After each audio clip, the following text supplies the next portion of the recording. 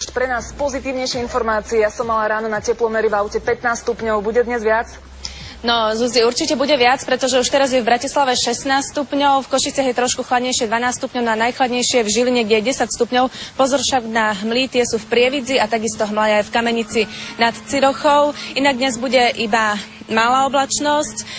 Na severe môže byť aj väčšia oblačnosť so zrážkami, denná teplota 14 až 22 stupňov, na horách vo výške 1500 metrov bude okolo 8, bio je na 2, čo je slabá žmierna, zaťažná fúkať dnes bude severozápadný vietor rýchlosťou do 45 km za hodinu. Prepačte.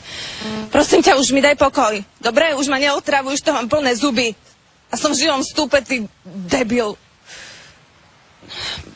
Prepačte, nasleduje šport. Poďme na šport. Dobré ráno. Našťastie nikto nevolá, takže môžeme ísť na šport. Dobré ráno. Fernando Alonso a Ferrari, to je najviac skloňované spojenie